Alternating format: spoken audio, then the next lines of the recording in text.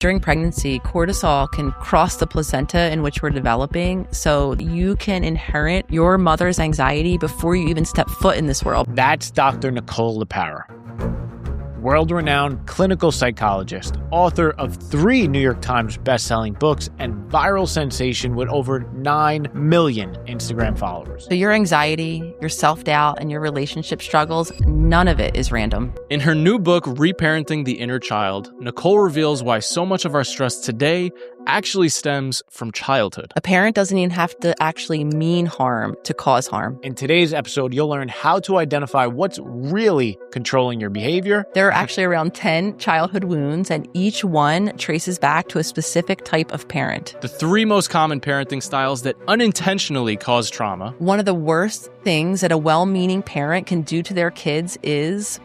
And exactly how to break the cycle, not just for yourself, but for every generation that comes after you. Nicole, Mike and I have been fans of your work for a very, very long time. We found you on Instagram like so many people do. And I remember just sending your skit reels back and forth to each other because they resonated so deeply with us. And eventually we went down the rabbit hole and we started with your first book, How to Do the Work. And now we're on your newest book, Reparenting the Inner Child. And I saw recently you posted that it took you 3 years to research and write this book, and it might be one of your most important books yet.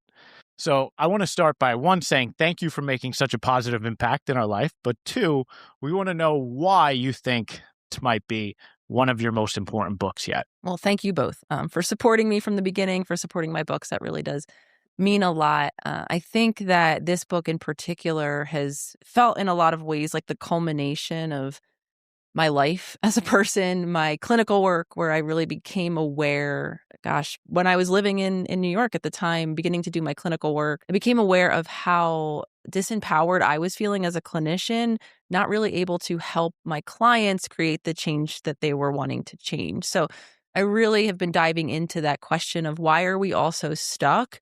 Where does stuckness come from? And more importantly, what we can do. And so for a bit now, I've been speaking of this concept of inner child. Of course, I'm not the first person to ever speak of it, but my understanding of the inner child is it doesn't just live in childhood. It is quite literally this wiring in patterns that for many of us are creating, whether it's the overreactions where we're acting out of character, the underreactions where we're not speaking up when we need to or achieving in the way that we want to, or for many of us, the personalities that we're being that are, of course, in my opinion, very adaptive, created in childhood as the only thing that we could have done at the time, though most of us, right, want to create and make a change in our life now. So this book has been just years of learning and thinking about, what creates this inner child? Where does it come from all the different aspects of our environment? And then, of course, what can we do about it? Yeah, it's a powerful book. It really... It was like opening Pandora's box for me as I was reading it. It's like once you dive into your childhood, you just start discovering things and it's like a never-ending rabbit hole. And speaking of, you open the book by taking us into your rabbit hole of your childhood, where you tell this story of your mother showing up 5 minutes early to preschool every single day, and you expected her there on time every single day. And then there was one time where she was not on time, but she was 5 minutes late. And your first thought wasn't that, she may be just running a few minutes late or she got caught in traffic or something simple like that. What was it? Yeah, my first thought was something happened. My mom was dead in a car accident. Something health related happened. And I think that's a beautiful kind of entry point into this childhood experience that absolutely impacts us so greatly. And so whereas one child would be like, oh, great, 5 more minutes to play, because of what was happening in my home, the amount of stress that was very consistently present growing up in a city, much as I'm sure the two of you can relate to, with a lot of stress outside the home, but also inside the home with a lot of health-related issues, my mind immediately went to, oh, something very bad is happening. And whether it was that day at daycare or really anytime, I have kind of, from what little I can recall of my childhood, I do have a sense of laying in bed at night and hearing, bumps in the night or sirens outside, which were a very normal part of living in the city. And immediately my mind would go to the worst case scenario thinking. And that for me was a pattern that I continued to repeat well into my adult life, not having the language or understanding with why. Now I do, of course. It was the lack of support, regulation, attunement that I didn't have in childhood that created essentially like a survival driven wiring where the worst case scenario became the lived experience for me. Yeah, I want to talk a lot more about these childhood wounds and the technicalities of them and how they affect us as adults. But first, I want to dive into what I thought was one of the most fascinating parts of your book, which was the part about genetics. I want to start by asking you, can you inherit anxiety from your parents? So we inherit everything from our parents beyond just, I think traditionally, right, what we think of when we think of inheritance, genetic is DNA, right? That sequence of whatever many, kind of DNA particles or, it is, that is who we become. And what we've now understood, we've kind of shifted science from that kind of genetic model to one that includes the impact of environments, not just our earliest environments that our ancestors lived in. And this is called epigenetics, where it's kind of like the saying, right? Genetics loads the gun and the environment pulls the trigger. And so a lot of us, and especially those of us who, whether it was within our core caregivers, where they had in lack of safety, there was maybe abuse or dysfunction happened, financial insecurity, or whether that insecurity happened with our ancestors. How many of us are immigrants who came to a new country, who fled war or famine? All of that trauma, because that's what trauma is, experiences that overwhelm our nervous system, gets wired into us that so many, much like myself, we are born with a hyper reactive, sensitive nervous system where that amygdala, the kind of emotional center of our brain, is hypersensitive to any possible cue of threat in our current environment, is going to shift us into a very quick, immediate, often overreaction. And again, this imprinting begins well before some of us were even thought of as terms of a being that would come into. So yes, I think the simple answer is a lot of us were born with anxiety. Some of us see similar patterns. I mean, as far as I was concerned, my whole family was anxious. So I think we can easily make the case of, oh, it's because genetically we got that chip of anxiety. But when we understand that we've shared the same environment, so to speak, then we can understand this epigenetic influence that I'm describing. This is a direct quote from your book that blew my mind. You write, "Women are born with all the eggs they'll ever have, which means the egg that would one day become you and any sibling you might have was already developing while your mother was still in your grandmother's womb." Can you tell us what that was pointing to? I mean, I have chills hearing this. I mean, that's the very real, right, epigenetic lived experience of the beginning of our creation, right? So here we are, a very biological entity, an egg in an environment that some of us might not even have the details to recall or know or have any connection with the grandmother. So that also applies, extending that to us in utero, right? What is happening in the person who's carrying me, my mother often, right? It's body, what's happening in her environment, in her relationships, because all of that is impacting how our nervous system is forming and ultimately then how it will function once it is that we're born. Yeah, I also thought it was insane when you talked about the fact that cortisol can pass through the placenta while we're in the womb. I mean, for me, that was such an eye-opening experience to explain why I, as many of us maybe cannot, I struggle to recall the story of my childhood. I could not tell you what early, holidays looked like in my family. I can't kind of call up to mind early events. And for me, right, I had no awareness, understanding of why that was. I maintained that throughout my life, more so than less. A lot of my friends would even joke to me like, "Oh, Nicole just can't remember anything." And it took me, actually, it was until not only understanding the role that cortisol plays on our hippocampus, really simply speaking, the part of our brain that kind of is responsible for our emotion, but also really understanding the amount of stress that my mother was under when she found out she was pregnant with me. So on a personal side of things, I have two older siblings. One is 15 years older than me and one is 18 years older than me. Needless to say, my family was not planning for me a third child. with a lot of health-related issues, right? That wiring of something bad is going to happen. That was really based on a lot of health-related bad things happening in my family. So when my mom was 42 years old, and this was a story that wasn't shared with me until my mother's funeral a little less than 5 years ago now, where my aunt came up to me and we were all sharing stories about my mom, and she was laughing and joking, and she told me, Nicole, I have to tell you something. I remember when your mom came to me and disclosed to me that she was really scared. And she was really scared because she had been having stomach issues for quite some time. And so she had become convinced that she had had stomach cancer. That was the reason why she was having what she would come to find out was morning sickness. So very in a concerned manner, Wow. my aunt was like, you should go to the doctors and like make sure you're okay. Long story short, my mom went to the doctors and found out that she was pregnant with me. So now, right, thinking one has cancer for however many weeks that was before she got the diagnosis of pregnancy, which of course then caused another whole array of stress in my family who was not necessarily prepared for another third child.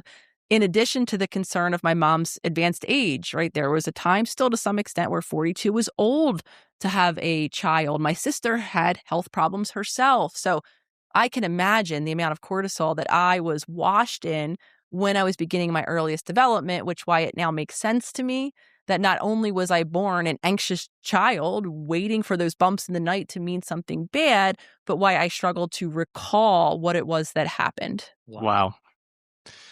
That is powerful stuff. I want to switch gears to we're talking about being born with these things, but you also mentioned the environment that we're born into and the wounds that are created from can we call them ignorant parenting? From ignorant parenting? Is that the term you would use? I think that there are, there's a lot of reasons why we're parented in whatever way that we're parented. I think a lot of it, admittedly, is a lack of accurate information. It was until the 70s, 80s, maybe, and even in some parts of the country now, where parents were told by professionals in my field, parenting experts, right, clinical psychologists, parenting experts, emotions weren't talked about. The underdeveloped nervous system that all of us are born with wasn't known to be the case, so much so that doctors and parenting experts would say to have a strong, resilient child, you have to put them in a room when they're upset and they will eventually calm down on their own. We now know categorically that the nervous system is too underdeveloped to soothe itself. What a child needs in a moment of distress is another human that's not only present, but that's calm enough in their own body to be able to calm the child down. So in addition to lack of accurate information, lack of resources themselves, where many of our parents, again, didn't have their financial needs met, their physical needs met. My mom grew up in a home where children were to be seen and not heard. Emotional needs weren't even a point of conversation. So a lot of us, I think, were raised by parents. Maybe were very well-meaning, right? They wanted to do better and differently than they had experienced, but they couldn't because, again, they didn't have the appropriate information, the tools accessible to them, and or the resources in their own body to show up any differently than they did. Yeah, that's a good point. I have a newborn at home, and I am constantly talking to AI and asking it questions, and I just feel like I have so much information available to me. Right. And I don't think our parents nearly had even a fraction of what I have available to me as a new parent now. So that's a good point. Yeah, I think that and I'm grateful for, living in the information age, so to speak, where we can access information, we can access each other at the touch of a phone. And though, of course, another rabbit hole that we could go down is how stressful that has become, right? How do you know what information to believe, which to apply to you, right? What is misinformation? What is too much? How to put up a boundary and not always be ever available just because you can, or even to live in a culture where things are urgently, right, expected of you in terms of availability or performance. So I think most things have positive and negative, and for sure. A lot of technology is very new. We're still learning what the impact is and how to utilize it in a way that can be celebrated for it being helpful. For sure. I think at this point, someone listening might be wondering, how do I know if I have childhood trauma? And one of my favorite books, I know I just keep saying one of my favorite part of your books, but I loved so much of it. One of my favorite parts of your book was the part about the 10 emotional wounds. the parenting styles that can create those wounds. And we don't have enough time to go through 10, although I wish we did. But we did handpick the top 3 that we felt our audience might be able to recognize themselves in most. So if you're cool with it, we're going to do a little bit of like a listicle where I'm going to say the parenting style and the wound, and then maybe you can riff on it and help people kind of identify whether or not they have that specific wound. Love it. Let's do it. All right, cool. So the first one, and the reason I'm starting with this one is because I think this is one that we see ourselves in a lot, is the uninvolved parent creating a scarcity wound. And the reason we bring this up is because we tell people all the time, hit the parent jackpot. We love our parents to death. They showered us with so much love, but I feel like one of the stereotypes, I guess, of immigrant parents, or I won't even say stereotype, just our immigrant parents were very hard-nosed and they had to be tough, right? And so a part of that was they would love us when we needed it, but when it came to talking about our emotions, like I have vivid memories of going through a really hard breakup and being suicidal in middle school. And no one knew about it. No one like asked me about it. No one even noticed, right? So that was a wound I still carry today into adulthood, and that's where I wanted to start. Can you talk a little bit about it? Yeah, absolutely. And thank you for sharing your own personal journey and that I also relate to, right? There's different ways that we need parental involvement, right? Aside from the traditional, right? A parent, 1 or 2, or however many parents you have that is present, right? Then the question is, well, how and when are they present? And are they just present physically, or also are they present emotionally? And this is, I think, where we get into what we were kind of agreeing on earlier, which was very few of our generation or our parents' generations even knew that emotions were a thing to tend to in their children. They were, and whether or not it's because they were so focused on just survival and the physical kind of resources that one needs to have a family and support a family, or whether or not it's because they didn't have their own emotions tended to in childhood, a lot of very well-meaning parents, mine included, thought that they were doing a great job by checking the boxes of being present, by being financially secure, even, forcing me and pushing me to succeed in the ways that traditional society, right, would have translated into me being financially secure in adulthood, which was being, athletically and academically talented, which I was.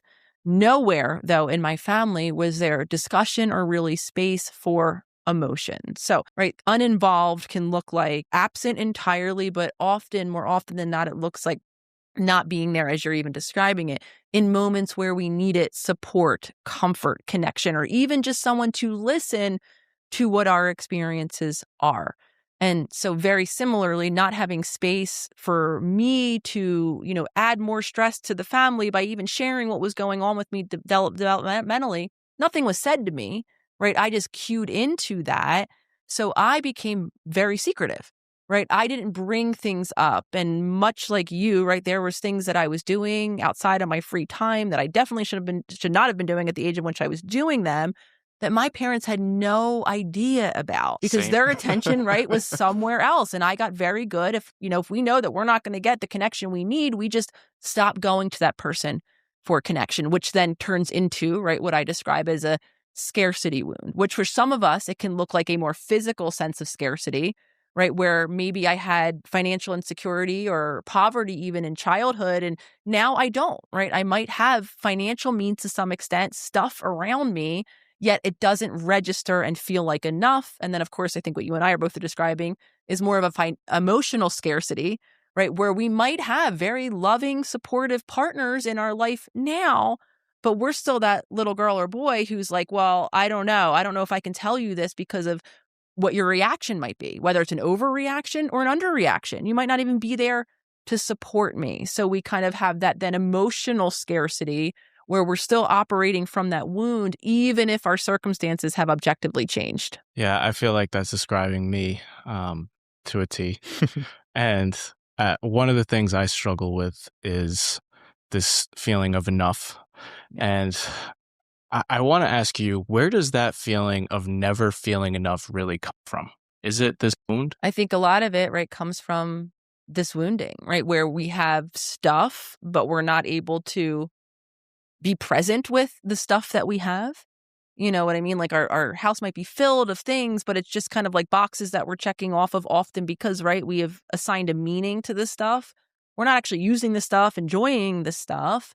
And then similarly, right, if we're not emotionally seen and attuned to and connected and we don't feel safe to be who we are, then that's going to give kind of the experience that I too have had, which is just like this, almost feels like a hole inside of me where, it feels like an endless inability to feel the presence of another person or to believe that they are feeling me. So I think, again, a lot of this doesn't necessarily come from objectively what our circumstances have become, but from what we've learned in childhood. Again, because I want to continue to reiterate, we're not just talking about our mind making sense of the world. We're talking about the feelings that our body has carried from a situation where we did not have enough in some way. All right. So the second wound we want to talk about is the rejection wound and how a status-oriented parent might cause that. So status-oriented, again, I'm very familiar with this myself. It's the Same feeling here. in childhood, right, where we weren't just enough and celebrate it for just being who we are with our curiosities, with our individual, self-expression, and again, a lot of times this comes from a very well-intentioned family system, right, where status and even a society, right, certain things are of status in society. They're valued more than other things. Or again, simply, a lot of us were driven to succeed, like myself, academically and athletically, because the thought was that would translate to security, right? To feeling good and being safe and secure in adulthood. But in childhood, right, that consistent messaging, and it can be direct, where we're shamed or criticized, right, for certain aspects of ourselves and celebrate it for others. It could also be much more indirect, right? Not where something is said. And I have many memories of, right, bringing home like a 92 on my test and my mom saying, why isn't it 100? Like Same here. direct thing, where you're like, well, geez, mom, but the message there, and again, I'm talking about consistent, not one test, one time, over time, where you always hear that, right? What I'm hearing is I'm only enough when I'm near perfection. And it doesn't have to be as direct as that, right? It could just be moments where, for instance, my mom was very shut down because she was very overwhelmed with her own trauma, with just the stress of being a parent in my family, that she was very present, though, when I was bringing home the A or when I was, pitching a perfect softball game. She would be clapping, very present, right? The same idea of she was there. They were at all of my games. And I know a lot of listeners did not have present parents in that way. So one might think, as I once did, well, what's wrong with me? My mom was there celebrating me. But she was celebrating specific aspects of me, right? She wasn't there for the moments like I was sharing where I was struggling, where I needed support in the less than perfect parts of me. So a status-oriented parent, again, often comes from very well-intentioned, well-meaning beliefs, often driven by society, though it begins to shape the way in which we show up, because then we begin to curate the parts of ourselves that we have learned are acceptable, appropriate, give us connection, belonging, validation, and we begin to then hide the other parts of us. It doesn't make those parts go away. They just become so pressed down or suppressed beneath the surface that we even then feel kind of in conflict within ourselves. Can you give some specific examples of what that looks like in adulthood for some people? Yeah. So being kind of status oriented, right? Or this idea of excelling or performing in some certain way to, again, understanding this was a protective adaptation in childhood. It earned us attention, connection, validation, all of the things that we want and need as children. In adulthood, though, right, it could look like the perfectionism that I just described, where we're always trying to seek an unrealistic expectation of ourselves, where we're trying so desperately to avoid even the mildest criticism. It could look like overworking, exhausting ourselves, right? For a lot of us, it turns into burnout, not only in a career-driven sense, right? Where at work, we're taking on all the projects, we're trying to earn all of the advancements in our job, but some of us, it trickles into our interpersonal or our social relationships, right? Where we're hiding the vulnerability. We're never asking for help. We're trying to show up as this perfect person and perfect partner. And again, it began in childhood where we did have to curate. That part of us got us the connection that we needed. And we still then live from that belief that that's who we need to be whether it's to secure the professional accolade or even the romantic partner or the friendship that we desire. Yeah, as you were just talking, one thing that came to me personally, because I definitely have this rejection wound, is I remembered back to when I was applying for colleges and deciding very consciously that although I had the grades and the SAT scores to get into an Ivy League school, that I would rather be near the top of a regular state school than be at the bottom of an Ivy League school, because my grades were good, but they weren't like, I wasn't going to compete with the Harvards and the Cornells of the world um, in terms of my grades. And I just remember making that decision because I was scared to be at the bottom. And it just, now that I'm looking back on it, it all comes down to that childhood wound, right? Yeah. And I potentially left growth on the table. I Yeah. did from that decision. Yeah. And that's the thing, is because at one time, I would imagine, as it did for me, it did mean rejection, abandonment, or not being good enough in the moment, right? Not excelling to that particular degree did mean that. And so mine has been present throughout my life. I was very clear very quickly at what I was good at. And my parents from a very young age put me into everything, not just softball. I tried dance, I tried art, I tried all the things. And I saw very quickly what I was good at. And everything that I wasn't immediately good at, I determined wasn't for me and I wasn't going to do. And because I didn't want to show up even in learning something that I very much could have enjoyed and could have become a very big, important part of my life, if I didn't immediately be perfect, excel at it, get the praise that I wanted, I avoided it until this day. I am not someone who likes to be cheered on at the gym doing something hard. I'd rather have kind of curtains up doing the hard thing privately because I don't want you to see me fail. And so I still have that part because, again, that failure wasn't just failure at the test or failure at the dance class that I really think that I would have been really had a fun time if I was a dancer as opposed to a softball player, right? It meant I was being rejected from those that mattered most. I was not getting the praise of, right, being the first picked. I was kind of by the back, and maybe it would have been coming from enjoyment, but without that praise, I still hide away and try to work through the discomfort of trying new things when I'm not good at them immediately. Yeah, now another, it's like that rabbit hole. Now another thing just came to me. It's like when we were on The Amazing Race, we really shot ourselves in the foot from this wound because we like to tell people we were operating like it was Squid Games. And if we got eliminated early, that meant we were going to die.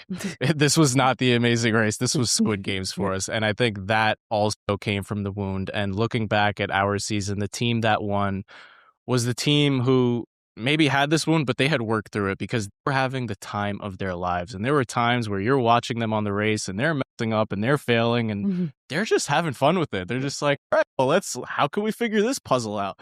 And that was the team that won. And you had us just serious, like, no, we can't fail. And that pressure that we put on ourselves destroyed us.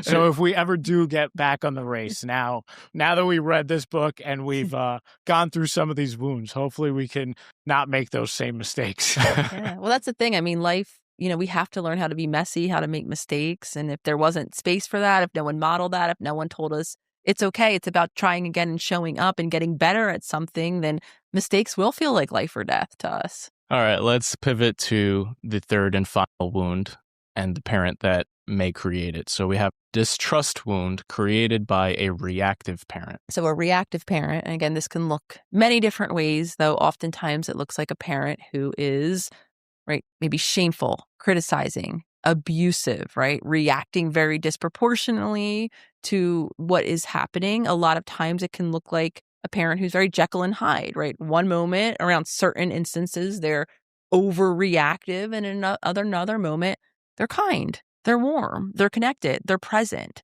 And so in childhood, right, because we are so dependent on that parent, regardless of what kind of place they're in, we become so attuned to them.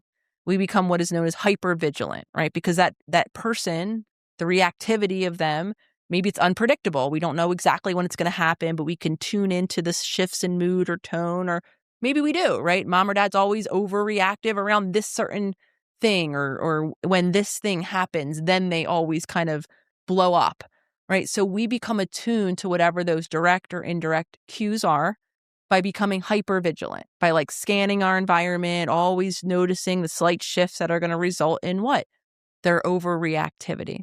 Right. So that in childhood kept us very safe, right? Because then to the best of our ability, we could remove ourselves, not do the thing that would cause that overreaction. And in adulthood, though, that very quickly morphs into, right, that same sort of hypervigilance. We never feel at ease. We're always scanning our interactions, other people. We're looking for any shift and change in their emotion or their mood. When they do shift and change in tone, our body is reacting with an urgent sense of needing to fix it, feeling responsible for them. We're overthinking, right, all of our interactions. And again, because their reactivity caused the vigilance that then made us adapt to either keep them happy, to keep us safe.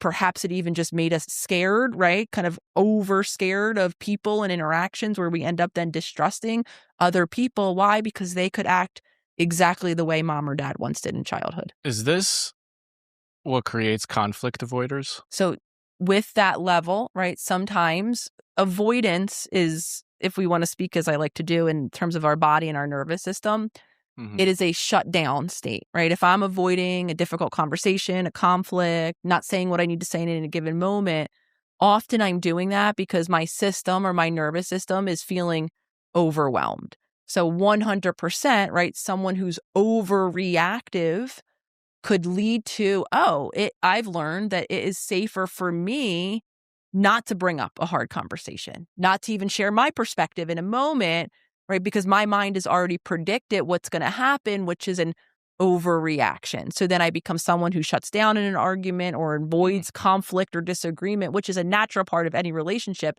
but I avoid it entirely, right? Because I'm using that early learning that bringing up myself, my need, my perspective will lead to that overreaction. So now avoidance has become the most protective thing that my nervous system can do. So much so that some of us have gotten so used to even avoiding our emotions that we don't even know when we're having them. Or if we do, we don't even know what we're feeling, let alone to share it with someone else. We become so shut down to that extent that we're not just shut down from sharing it with someone else, right? It's not that we're just avoiding the conversation. We actually don't know that it is that we're having an emotional reaction ourselves. It wasn't until you just described the reactive parent in the way that you did that I just realized I am not a parent, but I am a dog dad. And I'm about to admit something super embarrassing. Just yesterday, my dog it was really late at night and he just kept like nipping at me. He's still like in his early stages. He's not even a year old. And he just kept nipping at me and nipping at me. And then I was trying to watch something and just relax. And I snapped at him and I like yelled at him very loudly. And I just snapped. I lost it. And he then went over to my wife who was sitting on the couch to like be protected by her because he got scared of my reaction. And like I said, it's really embarrassing. And the embarrassing part comes in the sense that I swung very quickly after into feeling very guilty about what I just did. And I told him to come back to me and I like cuddled him after that. So what did I just teach him? Not anything good. It was a very embarrassing moment. And it just made me think like when I do have children someday, if I do, I need to, and even with my dog Rocky, I need to really be much more careful of doing something like that and taking control in those moments. Well, thank you for sharing that, because I think that's the honest reality and what we're talking about in all these moments, whether we're shutting down or erupting outward. We're not just talking about the logic or the desire or the intention to show up differently. We're talking about a body that's become overwhelmed. We become, kind of in the psychology word of it is flooded, right? We are emotionally flooded. We're overwhelmed, and our nervous system is going to rely on those early instincts, which for some of us, it is to strike outwardly, to keep ourselves safe by overpowering, dominating, right? Pushing the dog, the animal, or the person away with force, right? Because at one time, that was the thing that kept us safe. And I will share a similar habit. I had a father who he was much more of an erupter outward. And his eruptions weren't even necessarily when something was really wrong. It was when we didn't have a can of tomato paste for dinner, or when he rearranged the closet, in the kitchen, and where he put the mayonnaise wasn't where the mayonnaise now was. Someone, God damn it, moved it, and Jesus Christ, and slamming, right? And the whole house now was up in arms about where the goddamn mayonnaise is. And, I, to some extent, because I like control, because there was an unpredictability in my environment and childhood, and I got used to, right, having a similar level of, I know where I want the mayonnaise, and now I happen to pick a partner, some of us do, who does not live the way I live. She will put things just wherever they are done in use. And it drives me crazy. And it took me, and I still have moments when my nervous system is stressed, when I'm overwhelmed because of whatever life is happening and whatever care I'm taking of my body or not. Those are the moments where I could still be a little bit like, God damn it, Lolly, where did you put my charger that I said should be here? Yeah. Because I'm flooded in the moment, right? I feel like her moving of my charger, it's not about the charger. It's about her lack of consideration that my charger was in here and she didn't care because she needed it, right? So this moment is so much bigger, and emotionally it is, because it's not about the charger, the tomato paste, the mayonnaise, right? Or even your dog doing something that you didn't want him to do in a moment. It's a moment where we're literally brought back in time, flooded with emotion, relying on earlier coping mechanisms, which are a bit immature and shame-inducing. And the reality of it is, the reason why I'm going into this so much is, we're not going to be able to do something differently in that moment just because we want to. We have to teach our body how to calm down, how to be able to breathe through the fact that I would love my charger to be in my studio, which is my studio with like no one comes in here, right? But I have to also be okay to calm myself down when I come in here and my charger got taken away. And if I am overwhelmed, I'm not going to be able to resist the urge to go storming around the house and yelling about where my charger is. Yeah. There's like a theme that's happening here, and it's well-meaning people doing things that are harmful without meaning to do it. So I want to wrap up this listicle with one final question for you, which is, what is one of the worst things a well-meaning parent can do to their child, in your opinion? I think one of the worst things is, right, not to become aware of the impact that we're having on another person, right? Because you're right. In these moments, we are out of character. We are operating from a dysregulated nervous system, often, again, to tie all this together, operating with the tools, the resources, the information that we may have had at one time that we haven't updated, right? So different circumstances, right? We're going to bring different things from our own past, from our own childhood into all of our relationships without awareness, because you'll always hear me cite awareness as the foundation for any possible change, right? Without a parent being able to kind of shift their focus, right? And see what it is that we're doing, the habits and patterns that maybe have once kept us safe, but now are having an impact on our child. And at first, it's not even necessarily about not reacting in that way, because until we teach our body how not to, we might do it. And what's most important then is taking the moments, the time, the space to calm our body down, and then to be able to, right, take accountability, model that for a child, apologize to a child, hear maybe how our screaming and yelling or our shutdown impacted our child. I think that is the greatest gift that we can give a child or anyone else around us. And it also then creates a wound when we don't make space for someone else in any relationship that we're in. That's powerful. Let's switch gears now to the how. And that's a part of your work that Mike and I really love, is because you get us to dive deep into our memory banks and uncover these wounds, but you also are very proactive with getting us to be healers of our own wounds. And we wanted to just start by asking, what does the science say actually heals trauma? So what heals trauma is creating the circumstances in our nervous system to be able to elicit action, embody a new choice. Because again, we're going to be bound to repeat these habits, these patterns, these moments of overreaction or underreaction, or even just the identity, right, that we've kind of constructed around us, because that's what's become the most familiar, because at one time that was the safest way that we could react. So I really want listeners to hear that, right? We are bound to repeat the patterns. No amount of insight awareness, right? Seeing ourselves in action from the mind is going to shift how we actually show up and heal trauma, right? Because to simplify it, like trauma, right? The more overwhelmed or stressed our nervous system is, the more wounds that live inside of us, the more we're going to cycle through those more survival-driven reactions, right? The fight, the screaming or yelling that we talked about, the flee, whether it's leaving the difficult conversation or even fleeing in my mind to just thinking or analyzing, or the shutdown where I want to motivate. I need to say something and I can't. Right. So if I'm really simplifying what trauma does, it prevents us from having a stressful experience, which will be part of life. And then it prevents us from being able to calm our body down and to be able to then make a choice. Because when we're in one of those survival driven reactions, again, we're firing from that more emotional, instinctual part of our brain. So to heal trauma, right, we can't just think our way to a new response. We literally have to calm our body down by noticing as stress is building up, as tension is building in our muscles, and I'm beginning to clench my fist and my jaw, and my heart rate is beginning to quicken, and my breath is getting really short and shallow, right? As I notice that, my body is going into, those are all indicators that my body is going into one of those stress reactions, right? Now I can make some choices to release the tension that's beginning to build.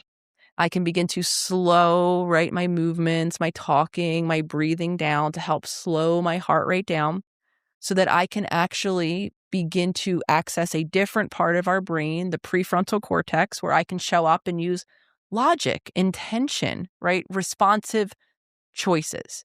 And then I need to practice that consistently enough that I've created a new habit for when that thing happens the next time, my body won't rely on those old instincts. So I'm calming my body down. I'm helping it literally shift from those stress reactions into a more calm and grounded state so that then I can show up in a different way, because that's what true healing is, and especially healing of trauma is doing something differently in the moment now that we need it. So it's actually retraining our nervous system. And the beautiful thing is science is now verified. We used to think, and this is again, the field has changed so much. There was a time where science believed that once your brain was formed somewhere into your early 20s, that was it, that your brain wasn't changeable. That was the brain you were going to have for the rest of your life. And now we know it's called neuroplasticity. Our brain and our nervous system can change at any age through consistent new actions. But again, consistent new actions only become possible when our body is calm enough to be able to make that new choice. When we acknowledge that new choices will inherently be uncomfortable because we've been so familiar, even if it's dysfunctional habits, it's predictable. That's how we feel. Some of us, the minute we start to do something new, we don't feel like ourselves, even if it's something that's more peaceful and grounded, something that we want to become. At first, it's going to register to our nervous system as unfamiliar, therefore stressful. So with new, though, consistent actions, we can create those new habits or neural networks in our mind and body through neuroplasticity at any age. So if I'm listening to this right now, I always try to put myself in the perspective of the listener, and I'm thinking, I want to do those things. I want to. What is one thing I can do today to start healing my traumas and to start rewiring my nervous system? So again, this is going to begin in the body, right? So sending the intention, hearing some new information here is really beautiful. And then taking with you, right, and beginning to rebuild the connection to our body. Because so many of us, right, we're not living embodied. We're not connected to our body, right? We're doing habitual things. We're not thinking. We're driven on autopilot. For some of us, it's too overwhelming in our body. We're not used to being with all of those sensations or those emotions. So we're distracting ourselves. We're analyzing. We're worrying about other people. So the first step to creating change, in addition, of course, to with compassion, exploring our habits, right? Seeing those moments where we're acting out of character and knowing, okay, those are the moments that I want to change. Again, understanding that change in those moments will only become possible when I'm reconnected to our body. So I have a virtual membership. It's called Self-Healer Circle. And gosh, 6 years ago now, when I first created, every month I put out a new topic. The first topic ever is still something that I cite in the membership if you just join now or on podcasts like this, because the foundational practice is what I call a conscious check-in, which is as simple as setting an alarm on your phone or putting a Post-it note somewhere you're going to walk by it, or even attaching this intention or this habit to something you already do, like drinking coffee every morning or brushing your teeth. And what you want to do when that alarm goes off or you see your reminder or it's that time for the coffee, you want to take a moment, right, to notice, what am I paying attention to? right? And if and when you're not paying attention to how it feels in your body using those 3 markers of how tense are my muscles, how is my heart rate, and how am I breathing, you can invite that moment as an opportunity to do a conscious check-in, right? To refocus your attention, unhooking it from maybe the overwhelming thoughts in your mind or right your tendency to be worried more about someone else in your environment and say, how am I feeling? And then use those markers to do a quick checklist. And then you'll begin to get a sense of what's going on in your body. Because again, the more stressed you become, the more your muscles are beginning to tense. And maybe some of you are even aware now, oh my gosh, I walk around as a ball of tension. My shoulders are up to my ears. My jaw is always clenched. My fist, right? I mean, I used to always walk around like that, right? So that's a moment to invite yourself the opportunity to begin to release some of that tension, right? To begin to slow your breath by lengthening your exhale, to begin to even just slow your movements or pace of talking. I mean, clearly I talk very fast. I'm from the Northeast, right? A lot of, right, even just slowing our system can calm our body. And those are the moments, right, that we want to build that regulation in throughout the day, outside of the moments where we're really overwhelmed and flooded, so that as we approach those moments, we don't tip over to the point of no return where reactions are going to take over, but instead we stay responsive. Can you give us those 3 markers again? Because I want to remember them. They were really Yes. impactful. So muscle tension, right? So feeling the state of tension in your muscles, like am I tense and constricted and holding and bracing? In all the different areas that we do. Big ones are jaw, shoulders. I know between my shoulder blades, I carry a lot of tension, and in my stomach, I do a lot of pulling in. Again, the reason why a lot of us will notice it around our midsection is we have these huge muscles called the psoas, which wrap around kind of the entire midsection of our body. And the psoas is often known as the fight or flight muscle, because when we need to spring into action, right, muscles being tense and having energy through our body is very resourceful and helpful when I need to fight the threat or flee from the threat. So if our body is always cueing into and we always feel threatened or unsafe, then for a lot of us, we're going to keep firing those muscles and we're going to create a lot of I mean, so much so I have kind of a hunched over posture that I'm very much working on.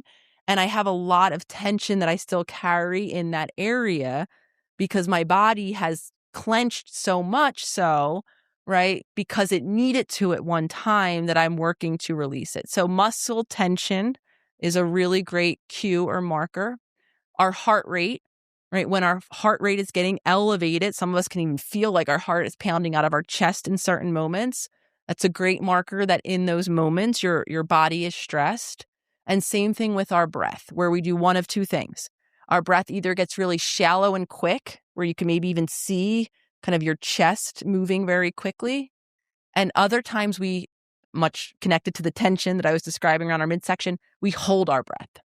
And I will notice throughout the day, like I will check in, especially as the day becomes stressful, I begin to hold my breath throughout the day. So those are the markers: muscles, breath, and heart rate, because those are the things that shift.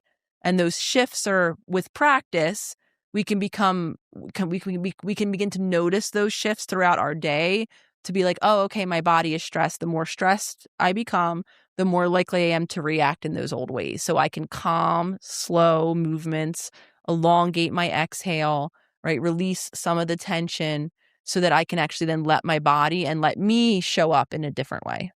As you were talking, I was noticing myself in all 3 of those markers and just slowly releasing. So thank you for that. One of the exercises from the book that I think was my favorite, the letter to the inner child, and just this concept of developing a relationship with my inner child. And beyond the letter, one thing that I did was I actually closed my eyes and visualized myself going back to that suicidal version of myself and that little boy. And I remember the little cot that he was sleeping on because we had my cot in the living room because, like you, I was an unplanned pregnancy and I was the fourth child, and there wasn't a bedroom in the home for me at the time. And so I would sleep in the living room, and this was a time where, there were no laptops and we just had one computer in that same living room, and my sister would be up late at night on that computer while I was trying to go to sleep. And that was the version of me that I could just remember so vividly, being so depressed and suicidal. And I just remember sitting. Now, this was what I did in this exercise. I sat down as my current adult self next to that child on that cot in that living room. And I just sat there with him for a while and just loved him and gave him a listening ear and just let him tell me about what he's going through. And he was so proud of the man that he was staring at and couldn't believe that that was who he would become and that was him. And it was just such a beautiful moment. And then we hugged, and there were tears streaming down my face, and it was just a beautiful thing. And I think just that practice of, building that relationship with that child. And I check in with him often now because I need to. There are moments like that reaction with my son, Rocky, was really just my inner child coming out in some way, shape, or form. And so I'm trying to develop a better relationship with him. Well, thank you for sharing. I had full body chills and felt myself get emotional as you were sharing that. And those, again, whether it's in these visualizations where we can all just, take a few moments in our day, put ourselves in a safe space and just call to mind whether or not it's a specific, time experience as you have had available to you, right? The time on the cot, the suicidality, the breakup, all of that, or just generally speaking, right? Maybe calling to mind the childhood bedroom that you had or what your home looked like, or, and just allowing yourself to be present. Or another example I like to give or practice is if you do have access, though, again, you don't have to because we can just call to mind as we're describing here, but pictures, right? Taking yourself down a photo album, a memory lane, and looking at a picture of yourself as a child. And the reason why all of these practices, whether it's looking at the visual representation of a picture or calling to mind the more internal visualization of childhood, it's because that's helping us access exactly what we're talking about here, right? The inner child who's not just stored in the story, the logic, if we kind of even have access to what happened, it's stored in the sensations.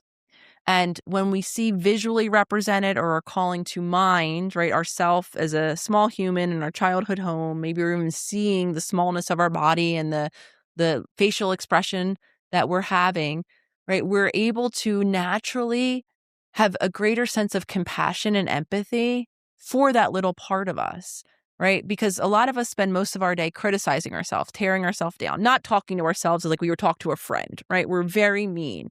But when we are looking at the smallness, the vulnerability, or calling to mind, right, what it was like to be small and little and on the cot, or even in an earlier time in childhood, we're kind of bypassing that critical voice to some extent. And we're allowing ourselves for the first time, maybe ever, maybe as the first person ever, right, this adult version of us, to be with that younger version in a more sensory, emotional way. And that's the exact healing that we're talking about doing here. So not only, right, begrudgingly maybe becoming aware that that part exists in us, even if childhood was decades ago, even if you're someone who's like, I don't want to go back there. I know how terrible it is.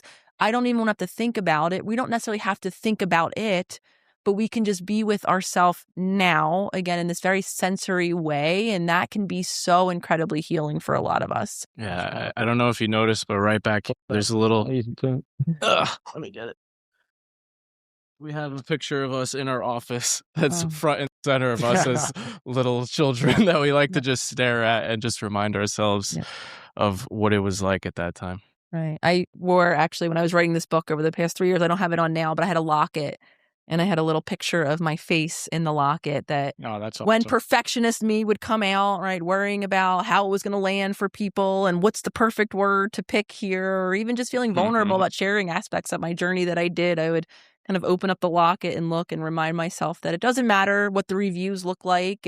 my purpose is to have impact, and there will be people out there who gain impact, even if I don't pick the right word for the sentence that I'm laboring over. Yeah, absolutely. And we are proof of that impact for sure, Nicole. And we're coming to the end of this conversation now. But ironically enough, we want to go to the very beginning of your book, which is the dedication, which you dedicate to little Nicole.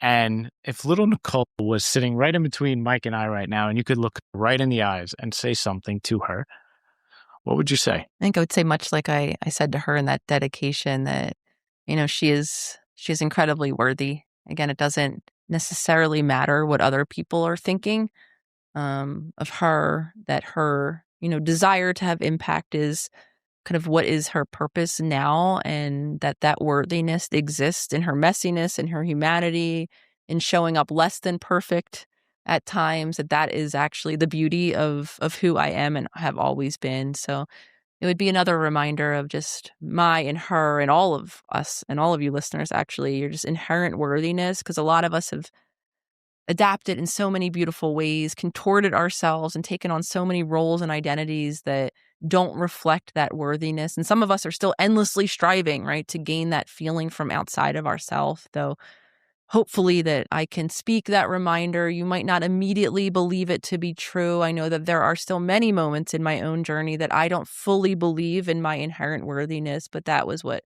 I would want to remind not only little Nicole, but little all of us out there, that we are all worthy for being who we are, and we have such a gift to share with the people around us. That's a beautiful closing to this. And Nicole, thank you for sharing your wisdom with us. We are extremely grateful for you and your presence. And we want you to know that we know that you are worthy and you have made a great impact on our life. So you are living out your mission through us. Thank you. Well, thank you, Mike and Nick. This has been truly a pleasure. I really appreciate those supportive words. And for all of you listening, I am so inspired by each and every one of you. So thank you all for walking this crazy journey alongside of me.